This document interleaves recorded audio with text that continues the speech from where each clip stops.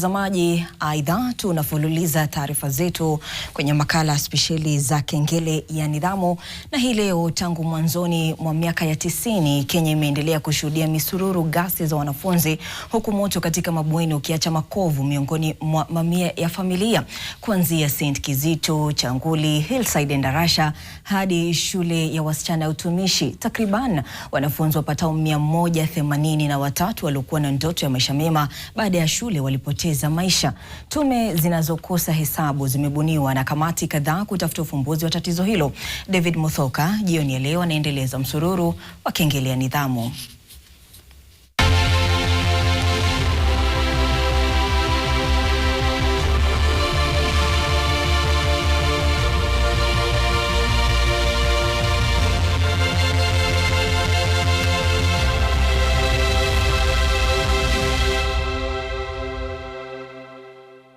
Onyo la kwanza kubwa lilitolewa mwaka 1991 wasichana 19 walipopoteza maisha katika mkasa wa shule ya St. Kizito Meru, hali iliyosababisha serikali kuunda tume ya Kirima kuchunguza chanzo cha machafuko shuleni. Tume hiyo iliyoongozwa na Profesa Lawrence J. Kirima ilibaini kuwa chanzo cha machafuko hakikuwa utovu wa nidhamu pekee, bali pia uongozi dhaifu wa shule, mawasiliano duni kati ya wanafunzi na wasimamizi wa shule, huduma hafifu za ushauri na uelekezi, pamoja na malalamishi ya wanafunzi kutopatiwa suluhu.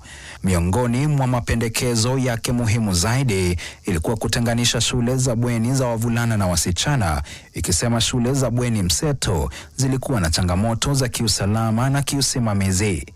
Pia ilipendekeza kuimarishwa kwa ushauri na uelekezi, mazungumzo kati ya wanafunzi na uongozi wa shule, mafunzo kwa wakuu wa shule, pamoja na mifumo ya kushughulikia malalamishi kabla hayajageuka machafuko. Miaka 7 baadaye, wanafunzi 26 walifariki katika moto wa shule ya sekondari ya Bombululu Girls. Jopo kazi la Askofu Lawi Matthew lilibaini kuwa mabweni mengi hayakuwa na viwango vya msingi vya usalama, maandalizi ya kukabiliana na dharura, wala usimamizi wa kutosha. Lilipendekeza milango ya mabweni ifunguke kuelekea nje, njia za dharura zisifungwe, kila shule iwe na vizima moto na ving'ora vya tahadhari, mazoezi ya mara kwa mara ya kukabiliana na moto, ukaguzi wa mara kwa mara, pamoja na kukomesha msongamano na majengo yasiyokidhi viwango vya usalama.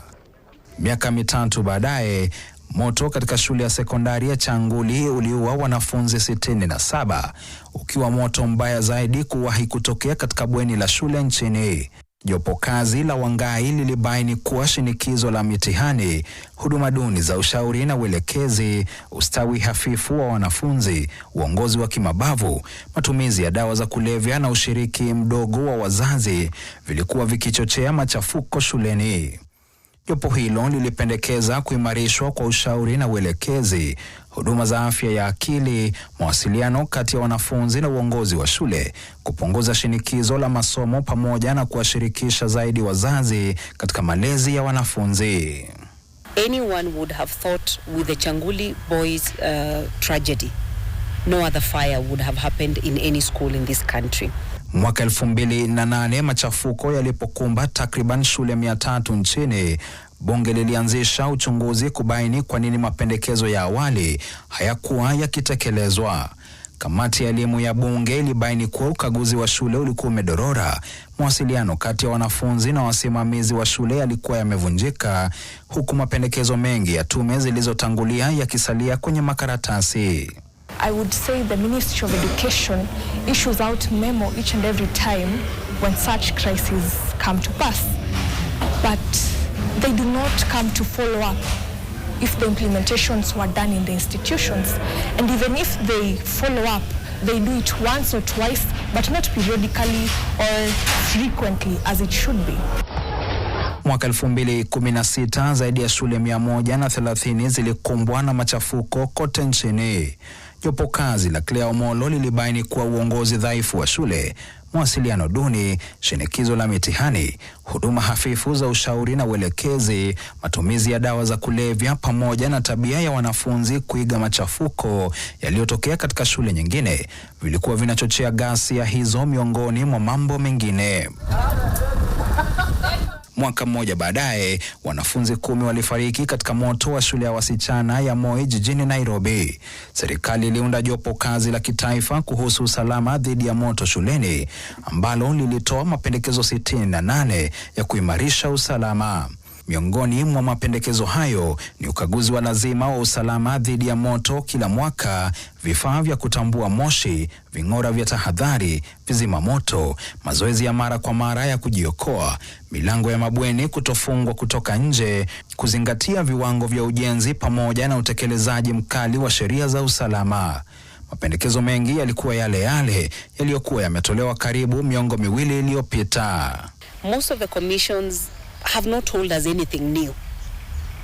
Every commission will tell you what the previous commission said, that corridors should be safe for evacuation of learners in case of danger, safety standards should be ensured. All this is what commissions will tell you. The question of implementation has obviously been wanting. Mwaka 2024, watoto 21 walifariki katika moto ulioteketeza bweni la Hillside Endarasha Academy, kaunti ya Nyeri. Kisha mwaka 2026, wanafunzi 16 walipoteza maisha katika moto wa shule ya utumishi Girls Academy, ambapo uchunguzi wa awali ulihitimisha kuwa moto huo ulisababishwa kimaksudi.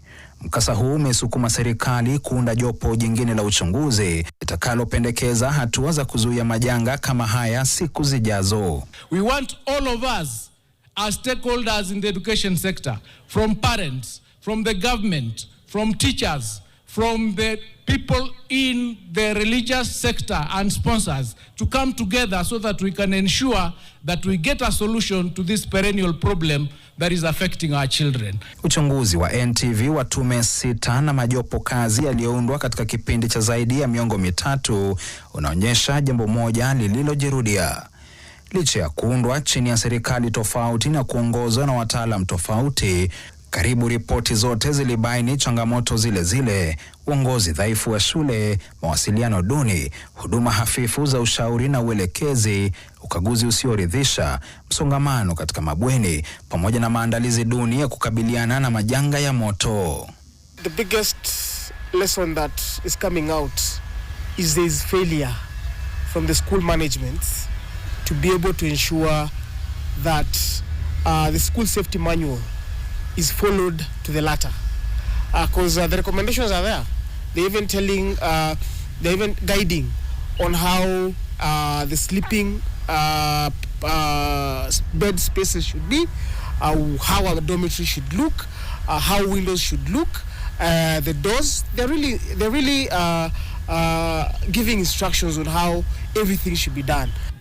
A school can educate a child, but it cannot raise one. It cannot raise your child. Be present in your children's lives. Know their friends. Understand their struggles. Walk beside them every milestone and every season. Let us recover the wisdom of African parenting, where no child belongs to one household alone, but to the whole community. Miaka 30 baada ya mkasa wa St. Kizito, wataalam wanahisi kuwa changamoto sio mapendekezo bali ni utekelezaji.